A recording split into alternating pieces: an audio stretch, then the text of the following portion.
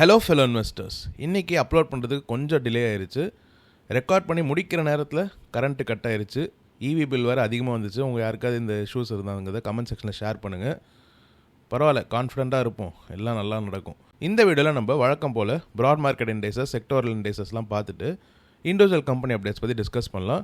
Tata Motors, Jyothy Labs and Caplin Point அவங்களோட earnings report பற்றி இந்த வீடியோவில் கொஞ்சம் டீட்டெயிலாக டிஸ்கஸ் பண்ண ட்ரை பண்ணுவோம். ஹெச்டிஎஃப்சி பேங்க் பற்றின சில ஐடியாஸ் நான் உங்கள்கிட்ட ஷேர் பண்ணலான்னு இருந்தேன். அதோட சேர்த்து ஒரு இன்சைட்ஃபுல்லான ஐடியாவும் உங்க கூட ஷேர் பண்ணலான்னு இருந்தேன். வீடியோட எண்டில் அதை நான் டிஸ்கஸ் பண்ணுறேன். அண்ட் என்னோடய போர்ட்ஃபோலியோவில் நான் ஒரு புது கம்பெனி ஆட் பண்ணியிருக்கேன். ஒரு கம்பெனியில் என்னோடய பொசிஷனை ட்ரிம்மும் பண்ணியிருக்கேன். அதை பற்றி ஒரு போஸ்ட் நான் ஆல்ரெடி போட்டிருந்தேன். பட் இந்த வீடியோவில் நான் அதை பற்றி உங்கள் கூட டிஸ்கஸ் பண்ணுறேன். இது எல்லாமே உங்களுக்கு யூஸ்ஃபுல்லாக இருக்கும் நம்பி தான் ஷேர் பண்ணுறேன். வாங்க வீடியோக்குள்ளே போகலாம். ப்ராட் மார்க்கெட் இண்டெக்ஸஸில் நிஃப்டி 50 அண்ட் நிஃப்டி நெக்ஸ்ட் 50 இன்றைக்கி ரெட்டில் முடிஞ்சிருக்கு. Mid cap and small cap இன்றைக்கி க்ரீனில் முடிஞ்சிருக்கு. பட் சொல்லப்போனால் ரெண்டுமே எய்தர் சைடில் ரொம்ப கீழேயோ மேலேயோ போல. Market is இன்டிசைசிவ். செக்டாரலாக பார்க்கும்போது realty, chemicals, Nifty FMCG and consumer durables ஓரளவுக்கு நல்லா பண்ணியிருக்கு. நிஃப்டி ஐடி கூட ஓரளவுக்கு நல்லா தான் பண்ணியிருக்குன்னு சொல்லலாம். ஃபினான்ஷியல்ஸ் பெருசாக கான்ட்ரிபியூட் பண்ணல, ஒரு 0.5% கிட்ட அடி வாங்கியிருக்கு. Metal and cement back to back days அடி வாங்கிட்டே இருக்கிற மாதிரி தெரியுது.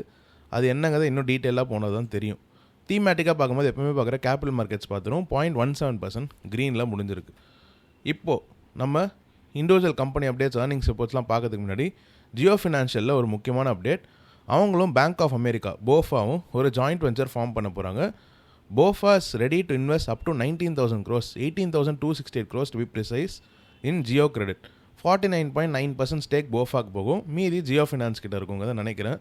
இவங்க ரெண்டு பேரும் சேர்ந்து இந்த ஒரு ஜாயிண்ட் வெஞ்சரை செட் பண்ணுறாங்க. It is a very positive news for Jio finance. இன்றைக்கி மார்க்கெட் ஓப்பனிங்கில் ஏதோ அப்பர் செக்யூர் அடிக்கிற மாதிரிலாம் ஏதோ காமிச்சாங்க. நானும் நியூஸ் சேனல் பார்த்துட்டு இருந்தேன். பட் அதுக்கப்புறமா என்னாச்சுன்னு தெரியல. நான் ஸ்டாக்கையும் பெருசாக ஃபாலோ பண்ணல. ஜியோ ஃபினான்ஸ் பற்றி ஏன் பேசவே மாட்டேங்கிற மாதிரி ஒரு ஃபியூ வீக்ஸ் முன்னாடியே யாரோ கேட்டிருந்தாங்க. ஸோ ஜியோ ஃபினான்ஸை நான் இந்த வீக்கெண்ட் ஸ்டடி பண்ணலான்னு இருக்கேன். நிஜமாலே இங்கே ஏதாவது நல்ல இன்ட்ரெஸ்டிங்கான ஐடியாஸ் இருக்கா, நிஜமாலே இந்த கம்பெனி நல்லா பெர்ஃபார்ம் பண்ணுறதுக்கான வாய்ப்புகள் இருக்காங்க. அதை நான் படிச்சுட்டு நெக்ஸ்ட் வீக்கில் ஒரு வீடியோவில் உங்கள் கூட டிஸ்கஸ் பண்ணுறேன். எனக்குமே இந்த கம்பெனி கொஞ்சம் இன்ட்ரெஸ்டிங்காக இருக்கிற மாதிரி தான் தெரியுது. They are doing a lot of things. 18,000 crores definitely not a small amount as well. So இவங்க ரெண்டு பேரும் சேர்ந்து உருவாக்க போகிற அந்த ஜாயிண்ட் வெஞ்சர் என்ன, ஜியோ ஃபினான்ஸோட கரண்ட் ஃபினான்ஷியல் ஸ்டேட்டஸ் என்னங்கிறதெல்லாம் நம்ம நெக்ஸ்ட் வீக் பார்ப்போம். இந்த வீடியோ ரெக்கார்ட் பண்ணிட்டு இருக்கும்போது டாடா மோட்டார்ஸ் பேசஞ்சர் வெஹிக்கிள்ஸோட ஏர்னிங்ஸ் கூட வெளியிட்டிருந்தாங்க. இன்றைக்கி ஈவினிங் தான் கால் இருக்குது போல இருக்குது. நான் இது பெருசாக ஃபாலோ பண்ணுறதில்ல, ட்ராக் பண்ணுறது இல்லைங்கிறது உங்களுக்கு தெரியும். கமர்ஷியல் வெஹிக்கிள் செக்மெண்ட்டில் நான் இன்னுமே புல்லிஷாக இருக்கேன். பட் என்னோட பேரண்ட்ஸோட போர்ட்ஃபோலியோ, என்னோட ஒய்ஃபோட போர்ட்ஃபோலியோவில் இந்த ரெண்டு கம்பெனியுமே இருக்குது. ஸோ கண்டிப்பாக நான் இதை எனிவே படிச்சு தானும் நிறைய பேர் டாடா மோட்டார்ஸ் ஹோல்ட் பண்ணிட்டு இருப்பீங்க. மேலோட்டமாக நான் குயிக்காக டாடா மோட்டார்ஸ் பேசஞ்சர் வெஹிக்கிள்ஸ் இந்த வீடியோவில் டிஸ்கஸ் பண்ணுறேன். நாளைக்கு இன்னும் டீட்டெயிலாக டிஸ்கஸ் பண்ண ட்ரை பண்ணுறேன். Q1 FY27 and Q1 FY26 year on year comparison பார்த்துரும். கன்சாலிடேட்டாக பார்க்கும்போது ரெவன்யூ 9.3% இன்க்ரீஸ் ஆயிருக்கு. எபிட்டா மார்ஜின்ஸ் வந்து 130 basis points டிக்ரீஸ் ஆயிருக்கு, 1.3% கம்மியாக இருக்குது. எபிட் மார்ஜின்ஸ் 0.9% கம்மியாக இருக்குது. ப்ராஃபிட் பிஃபோர் டேக்ஸும் டிக்ளைன் ஆயிருக்கு. ஜாகுவார் லேண்ட் ரோவர் மட்டும் தனியாக எடுத்து பார்த்தீங்கன்னா அவங்களோட ரெவன்யூ 9.6% டிக்ளைன் ஆயிருக்கு, மார்ஜின்ஸும் டிக்ளைன் ஆயிருக்கு. டாடா பேசஞ்சர் வெஹிக்கிள்ஸ் மட்டும் ஸ்டாண்டர்ட்லாம் பார்த்தீங்கன்னா ரெவன்யூ 64% இன்க்ரீஸ் ஆயிருக்கு, மார்ஜின்ஸ் இம்ப்ரூவ் ஆயிருக்கு, ப்ராஃபிட் பிஃபோர் டேக்ஸும் இம்ப்ரூவ் ஆயிருக்கு. ஸோ இன்னுமே அவங்களோட பெரிய பிரச்சனை இந்த ஜாகுவார் லேண்ட் ரோவரில் தான் இருக்குங்கிறது க்ளீனாகவே புரியுது. நம்ம நாளை வீடியோவில் இன்னும் டீட்டெயிலாக டிஸ்கஸ் பண்ணலாம். எனிவே இன்றைக்கி அனலிஸ்ட்டு, மீடியா சேனல்ஸ்லாம் போட்டு பிரித்து மேஞ்சி செஞ்சு விட்ருவாங்க. நாளைக்கு பாசிட்டிவாக சொல்கிறாங்களா நெகட்டிவாக சொல்கிறாங்களாங்கிறத வச்சு தான் நாளைக்கு ஸ்டாக் மூவ்மெண்ட் இருக்கும். லாங் டேர்மில் ஃபண்டமெண்டல்ஸ் தான் இதை ட்ரைவ் பண்ண போகுது. பட் நான் இதை பற்றி இன்னும் டீட்டெயிலாக பார்க்குறேன். இப்போ சும்மா நானுமே லைவாக அப்படியே பார்த்துட்டு இருந்தேன், வந்துச்சு. சரி, அப்படியே உங்ககிட்ட இமீடியட்டாக ஷேர் பண்ணிடலாமேன்னு தோணுச்சு. எனிவே இப்போ நம்ம ஜோதி லேப்ஸ்குள்ளே போகலாம். அடுத்து Tata motors commercial vehicles and Caplin point பற்றி டிஸ்கஸ் பண்ணுவோம். ஜோதி லேப்ஸோட இன்வெஸ்டர் ப்ரெசன்டேஷனை நான் பார்த்துட்டு இருந்தேன். அவங்க ஏர்னிங்ஸ் ரிப்போர்ட் இந்த வாட்டி சுமாராக இருந்தது. ஸ்டாக் ப்ரைஸும் அதை பிரதிபலிச்சிருக்கு, ரொம்பவே சுமாரான பர்ஃபார்மன்ஸ் காட்டியிருந்தது. ரெவன்யூ 773 crores ரிப்போர்ட் பண்ணியிருக்காங்க. கிராஸ் மார்ஜின்ஸ் 38.5% ரிப்போர்ட் பண்ணியிருக்காங்க. போன வருஷம் இதே குவார்ட்டரில் 48% இருந்திருக்கு. இதுக்கான காரணம் அவங்க abnormal inflation and raw materials and packaging காஸ்ட்டுங்கிறத சொல்கிறாங்க. அவங்க சில பாயிண்ட்ஸும் கொடுத்துருந்தாங்க. Mixed demand trends with rural resilience and subdued urban consumption. ரூரலில் இன்னுமே ஓரளவுக்கு நல்லா இருக்குது, டிமாண்டு ட்ரெண்டு நல்லா இருக்குது. அர்பன் கன்சம்ஷன் ரொம்பவே அடி வாங்கியிருக்கு. Crude linked input inflation and packaging cost ரொம்ப வாலட்டைலாக இருந்தது. இவங்க அந்த geopolitical tension and global uncertainties பற்றி தான் சொல்கிறாங்க. Competitive intensity stayed elevated through grammage, price wars, promotions and value packs.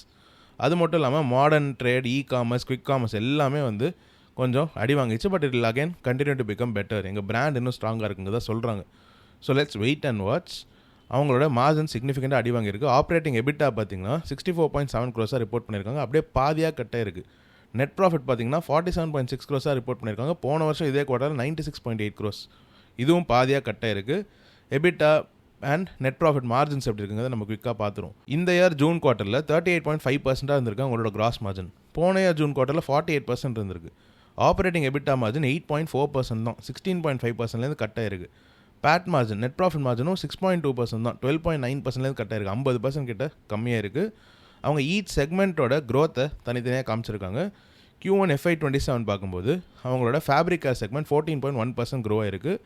அவங்களோட ஹிஸ்டாரிக்கல் CAGRோட வேகமாகவே வளர்ந்துட்டுருக்கு. இதில் தான் இவங்க அதிக மார்க்கெட் ஷேரும் வச்சுருக்காங்க. ஹோம் கேரில் வித் ப்ரில் பார்க்கும்போது 9% நெகட்டிவ் க்ரோத் காமிச்சிருக்காங்க.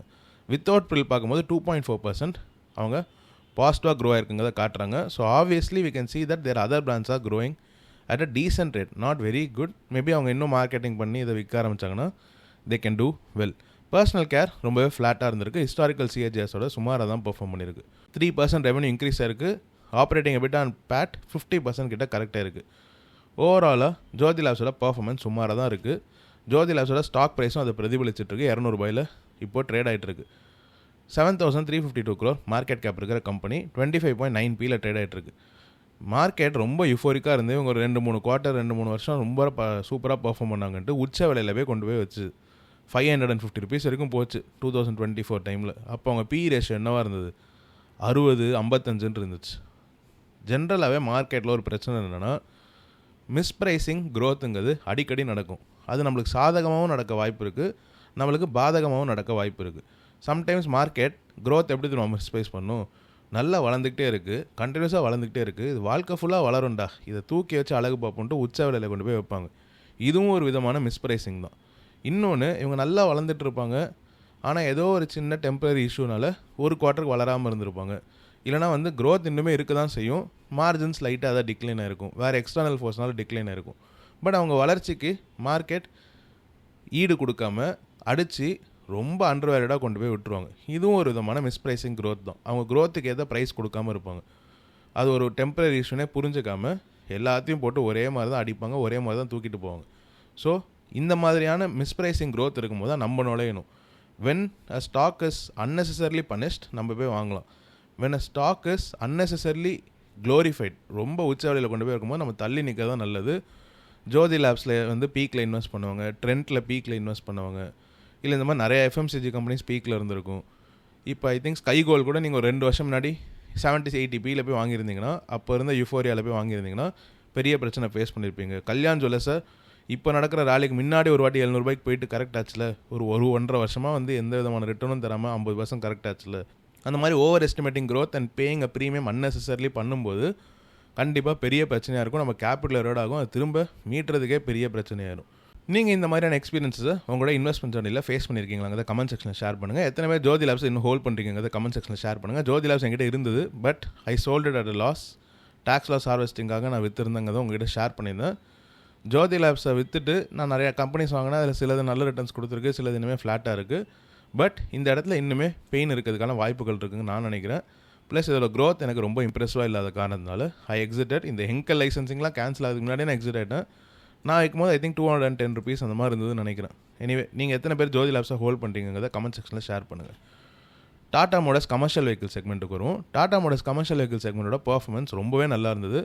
Market was very happy. அவங்களோட ஹோல்சேல்ஸ் 109,000 யூனிட்ஸை விற்றுருக்காங்க. டோட்டல் ஹோல்சேல்ஸ் 108,700 யூனிட்ஸ் நம்ம எடுத்துக்கலாம். Exactly 26% year on year grow ஆயிருக்கு. குவார்டர் ஆன் குவார்டர் டிக்ளைன் இருக்குது. நம்ம இயர் ஆன் இயர் பார்க்க தான் இன்னுமே கரெக்டாக இருக்கும். I think seasonality might play a role year.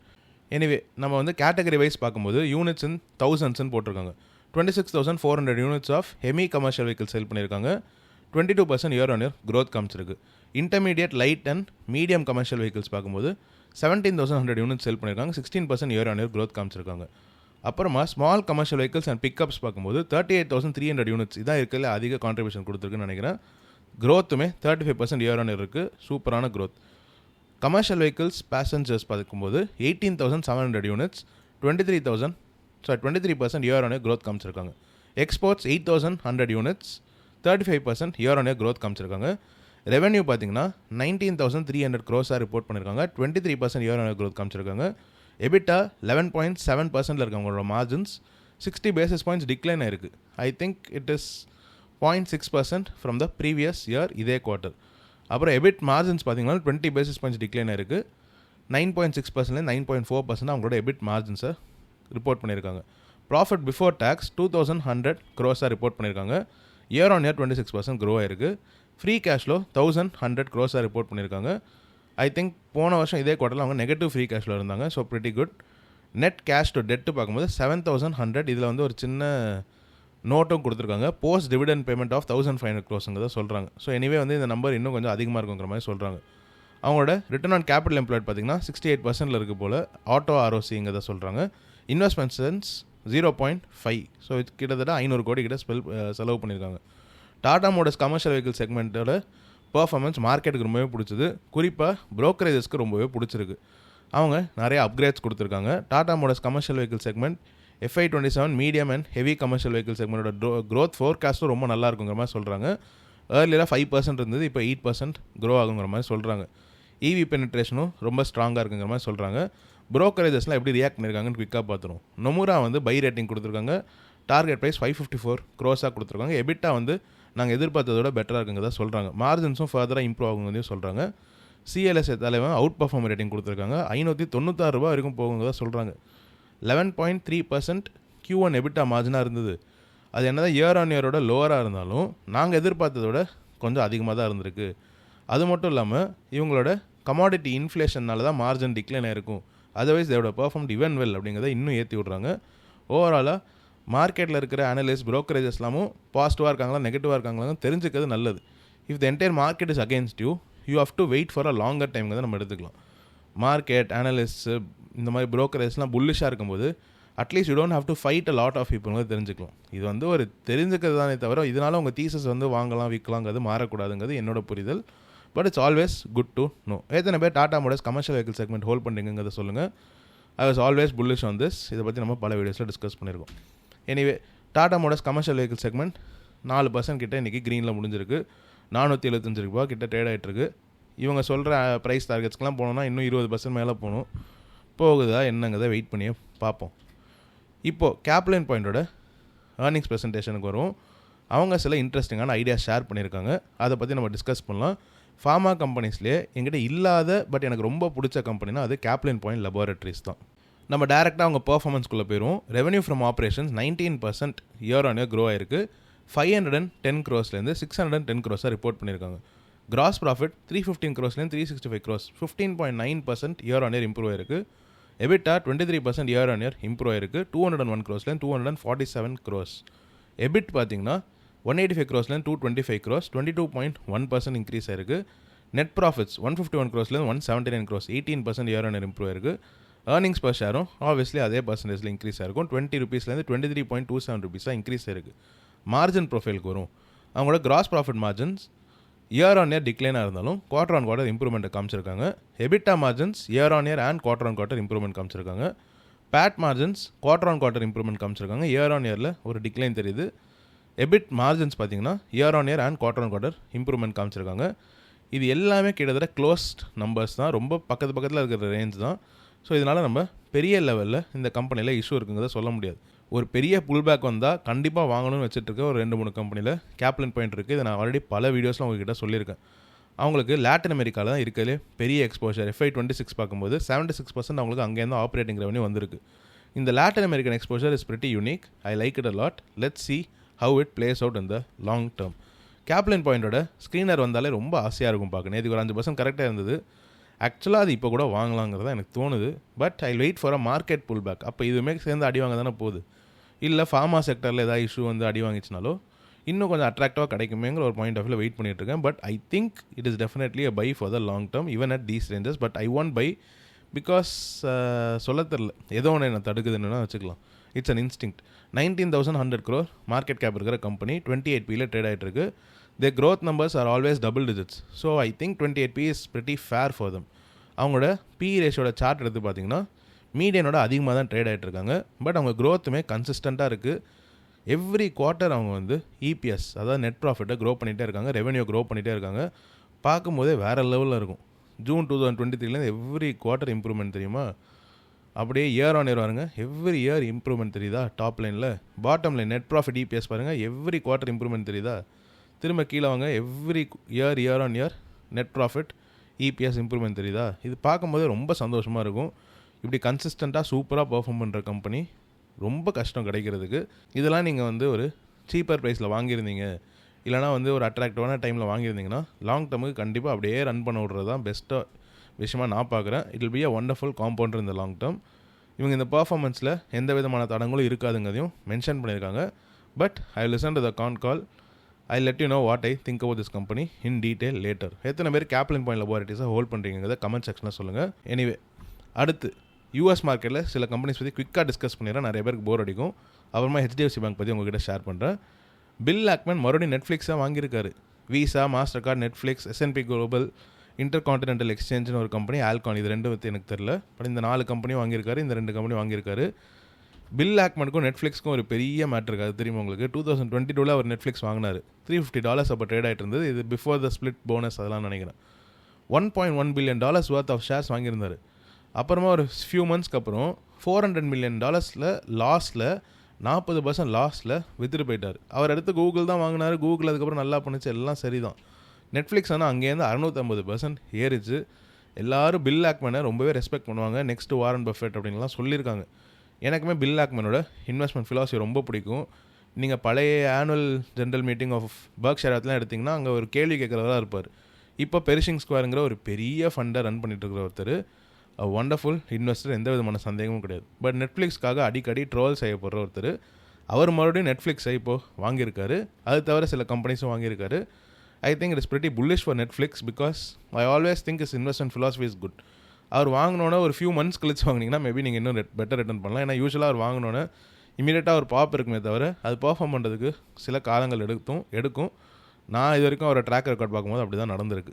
ஊபர்லேயும் ஒரு சில வருடங்கள் முன்னாடி இன்வெஸ்ட் பண்ணாங்க, 1 or 2 years நினைக்கிறேன். இன்னி வரைக்கும் அது அப்படியே படுத்தே தான் கிடக்குது. But I still think I love Uber as well. இது யாரோ கமெண்ட் செக்ஷனில் கேட்டிருந்தாங்க, அதனால சொல்கிறேன். நெக்ஸ்ட்டு நெபியஸ் வரும். Q2 2026 ஏர்னிங்ஸ் வேறு லெவல் பர்ஃபார்மன்ஸ். கோர்வி வேறு லெவலில் இருந்தது, ரொம்ப சந்தோஷமாக இருந்தேன். நெபியஸ் அது அளவுக்காவது பண்ணுமான்னு வெயிட் பண்ணிக்கிட்டே இருந்தேன். அதை விட பெட்டராக பண்ணிட்டாங்கன்னு தான் சொல்லணும். 454% year on year revenue growth, 68% year on year earnings per share growth, annual run rate $3 billion at the end of June, 58% quarter on quarter improvement, AA cloud adjusted EBITDA margin 50%, Q4 2025 24% தான் இருந்தது. 2026 contracted power guidance raised to 5 gigawatt. Contracted power guidance has increased 5 times since August 2025. 1 yearல 5 மடங்கு வளர்ந்துருக்கு. Capacity footprint expanding across US and Europe. இப்போ இந்தியாவில் ஹைதராபாத்தில் I think அவங்க ஏதோ ஒன்று செட் பண்ணுறாங்கன்னு நினைக்கிறேன். வெல்கம் டு இந்தியா நெபியஸ்ன்னு ஒரு போஸ்ட் கூட போட்டிருந்தேன் சில வீக்ஸ் முன்னாடி. அதை பற்றி உங்ககிட்ட சொல்ல மறந்துட்டுனா சொல்லிட்டேனான்னு ஞாபகம் இல்லை. FY26 கைடன்ஸும் ரீஎஃப்எம் பண்ணியிருக்காங்க. AI infrastructure demand is just getting ஸ்டார்டடுங்கிறத சொல்லியிருக்காங்க. இதில் இன்னொரு ரொம்ப பிடிச்ச விஷயம் ஒன்று இருந்தது. Nebius expects $9 billion in customer prepayments in 2026 and says it could sell its entire 2027 capacity on these terms today. நாங்கள் நினச்சோன்னா எங்களோட 2027 கெப்பாசிட்டியை இதே கான்ட்ராக்டில் விற்க முடியும். But we are holding back. ஏன்னா எங்களுக்கு வந்து இந்த மாதிரியான ஷார்ட் டேர்ம் கான்ட்ராக்ட்ஸ்லாம் கிடச்சதில் அதில் அதிகமான பணம் எங்களால் வாங்க முடியும், அதிக மார்ஜின்ஸ் எங்களுக்கு கிடைக்கும். அவ்வளோ டிமாண்ட் இருக்குங்கிறத அவங்க சொல்லியும் சொல்லாமல் சொல்லிட்டாங்க. So the demand is real, demand for compute is real, AI is real. AI is not a bubble நான் நினைக்கிறேன். நீங்கள் என்ன நினைக்கிறீங்க அதை கமெண்ட் செக்ஷனில் ஷேர் பண்ணுங்கள். .com பபிளில் ஹைப் இருந்தது, ஷேர் ப்ரைஸ்லாம் உச்ச விலையில் இருந்தது, ஏர்னிங்ஸும் க்ரோத்தும் அதுக்கு சப்போர்ட் பண்ணலங்கிறது எல்லாருக்குமே தெரிஞ்ச விஷயம். பட் இங்கே ஏர்னிங்ஸ் இருக்குது, இங்கே க்ரோத் இருக்குது. அதனால ஆப்வியஸ்லி சில இடத்துல பபுள் இருக்கலாம். பட் நீங்கள் சொல்கிற அந்த ஹைப்பர் ஸ்கேலர்ஸில் கண்டிப்பாக பபுள் இருக்குன்னு நான் நினைக்கிறேன். ஃபார்வர்ட் ஏர்னிங்ஸ் எடுத்து பார்க்கும்போது அவங்க actually not at all expensive. சிக்லிக்காலிட்டியை நீங்கள் சொன்னீங்கன்னா மேபி ஐ கேன் அக்ரி. மறுபடியும் டிமாண்ட் வந்து சாஃப்ட்னாக வாய்ப்பு இருக்குது. 28, 29 அப்புறம் கொஞ்சம் கொஞ்சமாக சாஃப்ட்னாக வாய்ப்பு இருக்குது. ப்ரைஸஸ் ட்ராப் ஆக வாய்ப்பு இருக்குது. மெமரி ப்ரைஸஸ் வந்து இதே லெவலில் இருக்க முடியாது அப்படிங்கிற மாதிரி சொன்னிங்கன்னா ஓரளவுக்கு அண்டர்ஸ்டாண்டபிள். இதெல்லாம் வந்து ரீசனபிளான பேரிஷ் டெக்ஸ். பபுள்ன்ட்டு 2 வருஷமாக கூவிட்டே இருக்காங்க. என்னோடய பாயிண்ட் ஆஃப் வியூவில் பபுள்னு சொல்கிறவங்க எல்லாருமே இந்த லாஸ்ட் 2 இயர் ரேலியை மிஸ் பண்ணியிருப்பாங்க. லாஸ்ட் ஃபியூ இயர்ஸாகவே எனக்கு தெரிஞ்ச ரேலியை மிஸ் பண்ணியிருப்பாங்க. ஒரு காலத்தில் bears sounded intelligent, bulls make மணிங்கிறத சொல்லிட்டு இருந்தாங்க. இப்போலாம் பேர்ஸ் இன்டெலிஜென்ட்டானே கேள்வி கேட்குற மாதிரி இருக்குது. மைக்கேல் பெரி வந்து பாலண்டியர் $1 கூட ஒர்த் இல்லைங்கிறாரு. நெபியஸ் வந்து இவ்வளோ நல்ல பர்ஃபார்மன்ஸை காமிச்சக்கப்புறம் மறுபடியும் $250 போய் ஷார்ட் பண்ணுறாரு. லாங் டேர்மில் நான் தான் ஜெயிப்பேங்க தான் அன்றைக்கி கான்ஃபிடண்ட்டாக சொல்லியிருந்தேன். மைக்கேல் பெரி மைட் வின் இந்த ஷார்ட் டேர்ம், நெபியஸ் மேபி கரெக்ட் ஆகலாம், லாங் டேர்மில் நான் ஜெயிப்பேன்னு நினச்சிருந்தேன். பட் இவ்வளோ கூடிய விரைவில் நெபியஸ் ரன்னப் ஆகி மைக்கேல் பெரியை வந்து காலி பண்ணணும்னு எதிர்பார்க்கவே இல்லை. அகெயின் சொல்கிறேன், ஷார்ட் டேர்மில் அவர் மறுபடியும் அதை கவர் பண்ணுறதுக்கு இன்னுமே ஷார்ட்டாக போயிருக்காரு. He still thinks Nebius might correct. Short டேர்மில் கரெக்டான ஆகிட்டு போகுது, எனக்கு அதை பற்றி கவலையே இல்லை. நான் நெபியஸ் $500 $600 $700 போகிற வரைக்கும், அது அடுத்த வருஷம் நடக்கலாம், 5 வருஷம் கழிச்சு கூட நடந்துட்டு போகுது, அது வரைக்கும் ஹோல்ட் பண்ணணும்னு நினச்சிட்ருக்கேன். Because I genuinely think this company can do well in the long term. நீங்கள் என்ன நினைக்கிறீங்க அதை கமெண்ட் செக்ஷன் ஷேர் பண்ணுங்கள். இதுக்கு ஒரே நாளில் கோர் வியூவாக இருக்கட்டும், நெபியஸாக இருக்கட்டும், ஒன்று 18%, ஒன்று 25%. கோர் வியூ வந்து ட்ரிபிள் டிஜிட்ஸ்க்கு போயிட்டோம், நெபியஸ் வந்து $250 தாண்டி போயிட்டோம். இந்த இடத்துல I was pretty happy to hold both of these companies. 2 கம்பெனியும் நான் கொஞ்சம் நல்ல டைமில் வாங்கியிருந்தேங்கிறத ஸ்ட்ராங்காகவே பிலீவ் பண்ணுறேன். வாங்க வேண்டிய நேரத்தில் அக்ரெசிவாக வாங்கியிருந்தேங்கிறதையும் நான் உங்ககிட்ட பதிவு பண்ணிக்கிறேன். I think my strategy is working well. ஸ்லோவாக க்ரோ ஆகிற கம்பெனிஸை மெதுவாகவே அக்யூமுலேட் பண்ணலாம், பிகாஸ் அந்த கம்பெனி குவிக்காக ரன் அப் ஆகாது. ஆனால் வேகமான வளர்ச்சியான கம்பெனிஸ் ஏதாவது ஒரு டைமில் ஆப்பர்ச்சுனிட்டி கொடுக்கும்போது அதை குவிக்காக கிராப் பண்ணணும், கொஞ்சம் அக்ரெசிவாக வாங்கணுங்கிறத நானுமே எக்ஸ்பீரியன்ஸ் மூலியமாக தான் இதை கற்றுக்கிட்டேன். எத்தனை பேர் கோர் வியூ நெபியஸை ஹோல்ட் பண்ணிட்டீங்க அதை கமெண்ட் செக்ஷனில் ஷேர் பண்ணுங்கள். இப்போ நான் வாங்கின கம்பெனி பற்றி உங்ககிட்ட ஷேர் பண்ணுறேன். AppLovin. இதை பற்றி ஒரு ஃபியூ டேஸ் பேக் முன்னாடி உங்ககிட்ட ஷேர் பண்ணியிருந்தேன். I'm looking at this company, ரொம்ப இன்ட்ரெஸ்டிங்காக இருக்குங்கிற மாதிரி சொல்லியிருந்தேன். நிறைய பேர் எப்போ ப்ரோ வாங்க போகிறீங்க, என்ன வாங்கிட்டீங்க, நான் ஸ்டார்டர் பொசிஷன் ஸ்டார்ட் பண்ணுறேன்லாம் சொன்னாங்க. நேற்றுக்கு நானுமே AppLovin கரெக்டாக அதை பார்த்துட்டு ஸ்டார்டர் பொசிஷன் ஸ்டார்ட் பண்ணிட்டேன். உங்ககிட்ட பணமே இல்லையே நீ எப்படி வாங்கினேன்னு கேட்டிங்கன்னா அதுக்கான ஆன்சரை நான் நேற்றுக்கு போஸ்ட்லேயே எழுதியிருந்தேன். நெபியஸை ரஃப்லி அரௌண்ட் $245 இருக்கும்போது கொஞ்சமாக ட்ரிம் பண்ணிட்டேன். நெபியஸ் மறுபடியும் $250 போனோடனே என் பொசிஷன் சைஸிங் ரொம்ப அதிகமாகி கிட்டத்தட்ட 27-28% இருந்தது. I don't mind holding 27% position in Nebius, அதாவது இன்க்ளூடிங் கெயின் சொல்கிறேன். ஆனால் AppLovinல எனக்கு வாங்கணும்னு ரொம்ப டெஸ்பரேட்டாக இருந்தது. மற்ற எல்லா பொசிஷனும் கொஞ்சம் சின்னதாக இருந்தது. நான் எதிர்பார்த்த ரன் அப்போ இன்னும் கொடுக்காம சில ஸ்டாக்ஸ் இருந்தது. So I just held on to my position. Nebius maybe short டேர்மில் கரெக்டாகுதோ இல்லையோ, என் பொசிஷன் எனிவே கொஞ்சம் பெருசாக இருக்கிறனால ஒரு 15% ஆஃப் மை நெபியஸ் பொசிஷனை நான் கட் பண்ணிட்டேன். இன்னுமே it is still the largest position in my Indian and US stocks combined, including gain சொல்கிறேன். But after this 25% single day run up I thought இதுதான் பெஸ்ட்டு கேண்டிடாக இருக்கும். ஸோ இங்கேருந்து கொஞ்சம் கட் பண்ணிக்கலாம்னு சொல்லிட்டு AppLovinல போட்டேன். இன்னுமே ஒரு 1 or 2% of the remaining proceeds என்கிட்ட இருக்குது. இன்றைக்கி ஃபர்தராக விழுந்தா $300 கீழே போனால் வாங்க பணம் இல்லாமல் அழுதுகிட்டு இருக்கிறதுக்கு பதில் கொஞ்சம் வச்சுக்கலான்ட்டு நேற்று கொஞ்சம் வாங்கியிருந்தேன், இன்றைக்கி கொஞ்சம் வாங்கலான்னு யோசிச்சுட்ருக்கேன். இந்த மந்த் எண்டில் மறுபடியும் நான் US வாலெட்டுக்கு ஃபண்ட் ஷேர் பண்ணும்போது கண்டிப்பாக நான் AppLovin வாங்குவேன். எனிவே AppLovin எதனால் வாங்கினேன், எனக்கு எதனால் AppLovin பிடிச்சிருக்குங்கிறத இப்போ சொல்கிறேன். AppLovin என்ன பண்ணுதுங்கிறத சிம்பிளாக நான் நேற்று போஸ்ட்லேயே எழுதியிருந்தேன். அவங்க ஒரு மொபைல் மார்க்கெட்டிங் பிளாட்ஃபார்ம். அவங்க ஆப் டெவலப்பர்ஸோட பிஸ்னஸை க்ரோ பண்ணுறதுக்கு, குளோபலாக போய் ரீச் பண்ண வைக்கிறதுக்கு ஹெல்ப் பண்ணுற ஒரு மார்க்கெட்டிங் கம்பெனி தான். ஒரு ஆட்-டெக் கம்பெனினே கூட வச்சுக்கலாம். ஆனால் அவங்களோட டூல்ஸ் ரொம்பவே அட்வான்ஸ்டாக இருக்கும். அண்ட் அவங்க நியூ யூசர்ஸை அக்வயர் பண்ணுறதுக்கு, அவங்க ஆப்ஸில் மானிட்டைஸ் பண்ண ஹெல்ப் பண்ணுறதுக்கு டார்கெட் பண்ணி, இப்போ ஜெட்டா குளோபல் எப்படி பண்ணுது, கிட்டத்தட்ட அவங்க வந்து மொபைல் அப்ளிகேஷன்ஸில் ஒரு மோட் வச்சுருக்கிற ஒரு கம்பெனியாக நான் பார்க்குறேன். அவங்க demand side and mediation platforms, ஒரு மொபைல் கேமிங் ஆப்ஸ்லாம் இருக்குல்ல, அதில் வந்து அவங்க கிட்டத்தட்ட டாமினேட் பண்ணுறாங்க. தே லிட்ரலி ஓன்னுட்டுங்க தான் நான் நினைக்கிறேன். அதுதான் எனக்கு ரொம்ப பிடிச்சதும் கூட. அவங்களோட பர்ஃபார்மன்ஸ் அதுக்கு பதிலும் சொல்லிகிட்ருக்கு. ஃபினாமினலாக க்ரோ பண்ணிகிட்ருக்காங்க. If a company has phenomenal margins, ஆட்டோமேட்டிக்காக அவங்களுக்கு ஒரு மோட் இருக்குங்கிறத நம்ம ஓரளவுக்கு புரிஞ்சுக்கலாம். It can be a technological moat, it can be a situational moat, but கண்டிப்பாக அவங்களுக்கு இருக்குங்கிறத நான் நினைக்கிறேன். இது கண்டிப்பாக ட்ரேட் டெஸ்க் கிடையவே கிடையாது. ட்ரேட் டெஸ்கில் வளர்ச்சியே இல்லை. இங்கே வளர்ச்சி கண்டிப்பாக இருக்குது. இது ட்ரேட் டெஸ்க், அடுத்த ட்ரேட் டெஸ்க்குன்னு சொல்லிட்டு இருக்காங்க. ஷேர் ப்ரைஸ் சொல்கிறத வச்சு நம்ம ஈஸியாக ஒரு கம்பெனியை எப்படி வேணால் போட்டு அடிக்கலாம். நம்ம ஐடிஸில் பார்க்கலையா, HDFCயில் பார்க்கலையா, அந்த மாதிரி இதையும் வந்து இஷ்டத்துக்கு சொல்லிகிட்டு இருக்காங்க. இது எல்லாமே ஷார்ட் டேர்மில் எல்லோரும் கூவுற ஒரு விஷயம்தான். அவங்க $6 billion ரெவன்யூ ஜெனரேட் பண்ணுற ஒரு கம்பெனி. நெட் மார்ஜின் 60% கிட்ட வச்சுருக்காங்க. அவங்களால இது அதிகமும் படுத்த முடியுங்க தான் நான் நினைக்கிறேன். ஏன்னா அவங்களோட கரண்ட் கன்வர்ஷன் ரேட் பார்த்திங்கன்னா கிட்டத்தட்ட 1.3% இருக்கா. அப்படின்னா என்ன அர்த்தம், 98.7% of the daily served inventory generates pure training data தான். ஸோ அதிகமான ரன் டைம் இருந்ததுன்னா அதிகமான டேட்டா இவங்களுக்கு கிடைக்கும். அதிகமான டேட்டா இருந்ததுன்னா அதிகமான a better training model, better action training நம்ம சொல்லிக்கலாம். அப்படியே அவங்க கன்வர்ஷன் ரேட் பெட்டராக ஆச்சுன்னா, ஒரு சின்ன பூஸ்ட் கிடச்சா கூட அவங்க மார்ஜின் சிக்னிஃபிகண்ட்டாக எக்ஸ்பேண்ட் ஆகும்.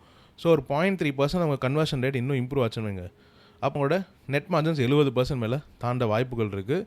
ஐ think it has high margin business. கண்டிப்பாக நல்லா பண்ணக்கூடிய ஒரு கம்பெனி தான்.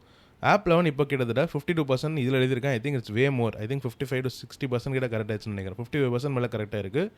அவங்களோட ஸ்டாக் PE 25 times ஏர்னிங்ஸோட கம்மியாக ட்ரேட் ஆகிட்டு இருக்கு. I think even cheaper no. Forward P below 18 எழுதியிருக்கேன். ஐ திங்க் இட்ஸ் ரஃப்லி அரௌண்ட் 16 அந்த ரேஞ்சுன்னு நினைக்கிறேன். இப்போது நான் அசியூம் பண்ண growth assumptions, even if you take a perennial 30% growth rate, ஆனால் அவங்க actually EPS 50%, revenue 50%, free cash flow 12% year one year வளர்த்துட்டு இருக்காங்க. நம்ம வந்து அவங்க லாங் டேர்ம் growth ட்ரெஜெக்டரியும் 30% தான் சொல்லியிருக்காங்க. 30% வச்சு பார்க்கும்போது அவங்க 0.5 பெக் ரேஷியோட சீப்பாக இருக்காங்க. Even if you assume a 20% growth rate, comfortably below 1 பெக் ரேஷியோவில் இருக்காங்க. I think they will do well in the long term. இது எல்லாமே நான் பேசிக்காக உங்ககிட்ட ஷேர் பண்ணுற விஷயங்கள். இந்த கம்பெனியை இன்னும் டீட்டெயிலாக ஸ்டடி பண்ணி என் பொசிஷனை நான் அதிகப்படுத்த இதை பற்றி நான் இன்னும் அதிகமாக உங்ககிட்ட டிஸ்கஸ் பண்ண ட்ரை பண்ணுறேன். அனலிஸ்டோட ப்ரைஸ் டார்கெட்ஸோட ஆவரேஜ் எடுத்து பார்த்தீங்கன்னா $560 per ஷேரில் இருக்குது. இப்போ கரண்ட்டாக $305 $310 கிட்ட ட்ரேட் ஆகிட்டு இருக்கு. இதனால நான் என் தீசஸ் வந்து நல்லா இருக்குங்கிறத சொல்லவே இல்லை. But majority of the major players entire Wall Street is not rooting against the கம்பெனின்னு தெரிஞ்சுக்கிறது ஒரு நல்ல விஷயம். நான் எப்படி இப்போ வந்து அந்த டாடா மோட்டார்ஸ் கமர்ஷியல் வெஹிக்கல் செக்மெண்ட்டோட ஷேர் ப்ரைஸ் டார்கெட்ஸை படித்து எனிவே இந்த பெரிய பெரிய ப்ரோக்கரேஜஸ்லாம் இது நல்லா பண்ணணும்னு நினைக்கிறாங்கல்ல, அது வந்து at least we know that majority of the players are not அகேன்ஸ்ட்ங்கிறது தெரியும்னு சொல்லியிருந்தால, அந்த மாதிரி இந்த கம்பெனிக்கும் majority of the analyst and brokerages are positive. என்னோட போர்ட்ஃபோலியோ நிறையா ஏஐ கம்பெனிஸ் இருக்குது. இப்போ ரீசெண்டாக ஜெட்டை ஆட் பண்ணியிருந்தேன். ஒரு 10% பொசிஷன் வச்சுப்போமா, 12% கிட்ட இருந்தது. குவிக்காக ரன் அப் ஆயிடுச்சு.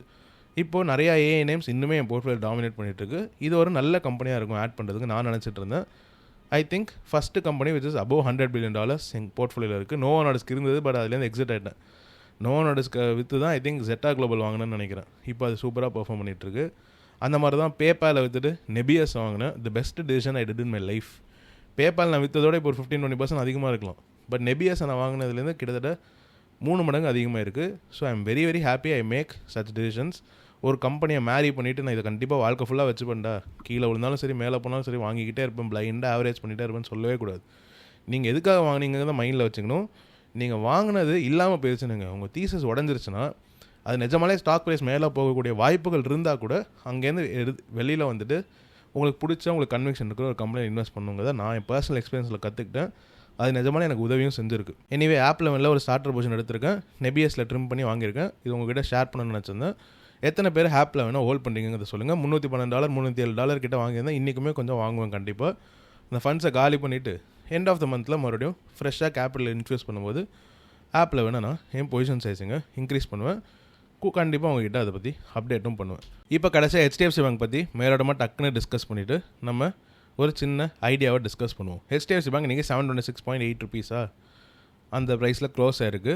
ஷேர் ப்ரைஸ் ரொம்ப நாளாக கரெக்ட் ஆகிட்டே இருக்குது. 2-3 கமெண்ட்ஸ் பற்றி நான் டக்குன்னு உங்ககிட்ட சொல்லலான்னு இருந்தேன். ஒருத்தர் வந்து HDFC பேங்க் இன்னும் மேலே போகுது, எத்தனை குவார்ட்டர் ஆகும்னு கேட்டிருந்தாரு. ஷேர் ப்ரைஸ் மேலே போகுது, எத்தனை குவார்ட்டர் ஆகும், எத்தனை வருஷம் ஆகும்னு எனக்கு நிஜமாலே தெரியல. இவங்க பிஸ்னஸ் இங்கேருந்து ரெக்கவர் ஆகிறதுக்கு அட்லீஸ்ட் ஒரு 2-3 குவார்ட்டர்ஸ் ஆகுங்க தான் மேனேஜ்மெண்ட் சொல்லியிருந்தாங்க. நானுமே அதை நம்புகிறேன். பிஸ்னஸ் மேலே போனோன்னா தான் ஷேர் ப்ரைஸ் மேலே போகணுங்கிற கட்டாயம் இல்லை. பிஸ்னஸ் மேலே போகுதுங்கிறது மார்க்கெட் நம்ப ஆரம்பிச்சாலே ஷேர் ப்ரைஸ் மேலே போயிடும். ஸோ அதை நம்ம எக்ஸாக்டாக டைம் பண்ண முடியாது, வேல்யூவேஷனில் இருக்கும்போது வாங்கணும். இது ஒரு முக்கியமான லெசன் நம்ம எல்லாருமே கற்றுக்கணும். இது HDFC பேங்க் மட்டும் உகுந்தது கிடையாது. எந்த கம்பெனியாக இருந்தாலும் நல்லா பெர்ஃபார்ம் பண்ண ஆரம்பிக்கட்டும் அப்புறமா வாங்கிக்கிறேன்னு நினச்சிங்கன்னா கண்டிப்பாக you won't be able to buy it at a cheap price. ஏன்னா நம்மள மாதிரியான ரீட்டைல் இன்வெஸ்டர்ஸ்க்கு தான் கடைசியாக அப்டேட் வந்து சேருங்க தான் நான் பல வாட்டி சொல்லியிருக்கேன். So the real money can be made when you buy a high quality company during a bad phase. இதை வந்து நம்ம மைண்டில் கண்டிப்பாக ஞாபகம் வச்சுக்கணும். ஸோ இது HDFC பேங்கில் நான் நம்புகிற ஒரு விஷயம். It's going through a bad time. I will continuously buy. இன்றைக்கும் நான் HDFC பேங்க் ஷேர்ஸ் மட்டும்தான் வாங்கியிருந்தேன், வேறு எதுவுமே வாங்கல. கீழே விழ இல்லை இதே ப்ரைஸ் ரேஞ்சில் இருந்தாலும் I'm very very comfortable adding to my position. ஓகேவா? இப்போ அடுத்து ஒரு இன்ட்ரெஸ்டிங்கான ஐடியா உங்ககிட்ட ஷேர் பண்ணுறேன்னு சொல்லியிருந்தால, அது அபவுட் செல்லிங். நான் நோவோ நார்டிஸ்க்கை விற்றுட்டு ஜெட்டா குளோபல் சோஃபே வாங்கியிருந்தேன். சோஃபே இனிமேல் ரிட்டர்ன் தரல. ஜெட்டா குளோபல் சூப்பராக பெர்ஃபார்ம் பண்ணிகிட்ருக்கு. I think it has a longer way to go up. அது சேம் டைம் பேபாலை விற்றுட்டு நான் நெபியஸ் வாங்கியிருந்தேன். அதை பற்றி ஒரு போஸ்ட்லாம் கூட எழுதியிருந்தேன். அப்போ விற்கும் போது எனக்கு ஆக்சுவலி கொஞ்சம் ஹார்ட் ஹிட்டிங்காக தான் இருந்தது. நம்ம நல்லா பெர்ஃபார்ம் பண்ணணும்னு நினச்சி வாங்கின ஒரு கம்பெனி விற்கும் போது அந்த செல் பட்டனை கிளிக் பண்ணும்போது ஒரு மாதிரி வலியாக தான் இருந்தது. அதிக ரிட்டர்ன் கொடுத்த கம்பெனியை விற்கும் போதே கண்டிப்பாக பெயினாக இருக்கும்போது இன்னும் ரிட்டர்னே தரல, லாஸ் புக் பண்ணுறோன்னு தெரிஞ்சு விற்கும்போது நோவோ நார்டிஸ்க்லேயே நான் ஒரு 15-20% ஐ திங்க் 15% ஏதோ க்ரீனில் தான் விற்றேன். $40 வாங்கினேன், ஒரு $49 ஏதோ விற்றுட்டேன். பட் பேபாலில் நான் வந்து ஒரு 20-30% கிட்ட லாஸ் எடுத்திருந்தேன். $60 $65 என் ஆவரேஜாக இருந்தது. கிட்டத்தட்ட $45 எக்ஸாக்டாக ஞாபகம் இல்லை, அந்த ப்ரைஸில் விற்றுருந்தேன். அதை விற்றுட்டு அந்த ப்ரொசீஜர் என்ன பண்ணுறதுன்னு தெரியாமல் ஒரு நல்ல கம்பெனி ஐடென்டிஃபை பண்ணி இன்வெஸ்ட் பண்ணுறதுலாம் செகண்டரி. ஆனால் அது விற்கும் போது வர ஒரு தைரியம் வருது இல்லை, அது ஆக்சுவலி நிறையா பேருக்கு வராது. லாஸை புக் பண்ணணும்னு கேட்டாலே சில பேர் ஓடுவாங்க. எங்கள் அம்மா போர்ட்ஃபோலியோவே ஒரு 2-3 கம்பெனியை நான் விற்றுரு இதை நிஜமாலே நல்லா பண்ணக்கூடிய ஒரு கம்பெனியில் போடுன்னு சொல்லுவேன். ஆனால் அவங்களை விற்க மனசே வராது. இது என்றைக்காவது ஒரு நாள் மேலே வந்துடும்டா அப்படிங்கிறத சொல்லுவாங்க. அந்த 52 வீக் ஹையை இல்லைனா வந்து ஆல் டைம் ஹை காமிச்சு இங்கேருந்து விழுந்துருக்குல்ல திரும்ப அது அங்கே வந்துருங்கிறத சொல்லுவாங்க. இது எல்லாமே வந்து ஆங்கர் பயாஸ்ன்னு சொல்லுவாங்க. ஒரு விலையை பார்த்துட்டு இது ஒரு காலத்தில் இந்த விலையில் இருந்திருக்கு, அப்போது வந்து கண்டிப்பாக அந்த விலைக்கு எப்படியாவது வந்துருங்கிறத நினைக்கிறது மிகப்பெரிய தவறு. அந்த கம்பெனியோட ஃபண்டமெண்டல்ஸ் இம்ப்ரூவ் ஆகிட்டே இருக்குது, ஷேர் ப்ரைஸ் இறங்கிட்டே இருக்குன்னு வைங்க. அப்போ நீங்கள் அந்த விலை இல்லை அதுக்கு மேலே வரலான்னு கூட எதிர்பார்க்கலாம். இல்லை அந்த கம்பெனியோட ஃபண்டமெண்டல்ஸ் டிட்டரேட்டே இருக்குன்னு வைங்களேன், உங்களோட எக்ஸ்பெக்டேஷன்ஸை ரீசெட் பண்ணணும். சரி இப்போ வந்து 700 ரூபாய் வருத்தா இருந்த கம்பெனி 600 ரூபாய்க்கு வருது, நான் இனிமேல் அதோட கம்மியாக தானே வச்சுருக்கேன்னு யோசிச்சிங்கன்னா கூட ஓகே. அந்த கம்பெனியோட ஃபண்டமெண்டல்ஸ் அந்த கம்பெனியோட வேல்யூவேஷன் அனாலிசிஸ் எதுவுமே பண்ணாமல் விலையை மட்டுமே பார்த்துட்டு இருந்தோம்னா ரொம்ப பெரிய கஷ்டமாயிரும். ஒரு ஃபியூ வீக்ஸ் பேக் யாராவது சொல்லியிருந்தாங்க, ஐடிசியும் 275 ருபீஸில் இருக்குது, ஆப்டஸ் வேல்யூ ஹவுசிங்கும் 275 ருபீஸில் இருக்குது, சிஎம்எஸும் 275 ருபீஸில் இருக்குது, இப்போ எல்லாம் வேறு ப்ரைஸில் இருக்குது. நான் எதை வாங்குறதுனே தெரில, என்கிட்ட வந்து எந்த கம்பெனியில் இன்வெஸ்ட் பண்ணுறதுனே தெரிலங்கிறத சொல்லியிருந்தார். அவர் எந்த கம்பெனியில் இன்வெஸ்ட் பண்ணுறதுன்னு தெரிலன்னு சொல்லியிருந்தா கூட எனக்கு கவலையே இல்லை. இந்த 3 கம்பெனிக்கும் ஒரே விலை இருக்குதுன்னு சொன்னார் பாருங்கள். ஏன் நிஜமாலே இதை பார்க்கும்போது இவ்வளோ லேக் ஆஃப் நாலேஜ் வச்சுக்கிட்டு ஒருத்தங்க ஸ்டாக் மார்க்கெட்டில் இன்வெஸ்ட் பண்ண வந்தாங்கன்னா எப்படி அவங்களால லாங் டேர்மில் சஸ்டெயின் ஆக முடியுங்கிற டவுட் தான் நிஜமாலே வந்துச்சு. I don't mean to sound harsh. எல்லாருக்குமே இன்வெஸ்ட் பண்ணி பணத்தை பெருக்கிற ஒரு ரைட் இருக்குது, கண்டிப்பாக அவங்க அதை பண்ணணும்னு நான் நினைக்கிறேன். பட் அதுக்கு முன்னாடி கண்டிப்பாக அட்லீஸ்ட் இந்த பேசிக்ஸை கற்றுக்கிட்டு வரணுங்கிறது என்னோட புரிதல். நீங்கள் இதை பற்றி என்ன நினைக்கிறீங்க அதை கமெண்ட் செக்ஷனில் ஷேர் பண்ணுங்கள். So I hope I didn't waste your time. இந்த வீடியோ உங்களுக்கு யூஸ்ஃபுல்லாக இருக்கும்னு நம்புகிறேன். யூஸ்ஃபுல்லாக இருந்ததுன்னா லைக் பண்ணுங்கள், ஷேர் பண்ணுங்கள், இந்த சேனலுக்கு சப்ஸ்கிரைப் பண்ணி என்னை சப்போர்ட் பண்ணுங்கள். Thank you so much. Hello fellow investors, இந்த வீடியோவில் டிஸ்கஸ் பண்ணுற எந்த கம்பெனிஸையுமே ஸ்டாக் ரெக்கமெண்டேஷன்ஸாக எடுத்துக்காதீங்க.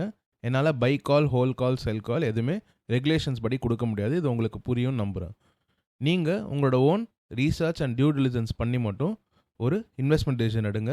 முடிஞ்சால் ஒரு நல்ல ஃபினான்ஷியல் அட்வைசர் கிட்ட கேட்டே டிசைட் பண்ணுங்கள். Thank you so much.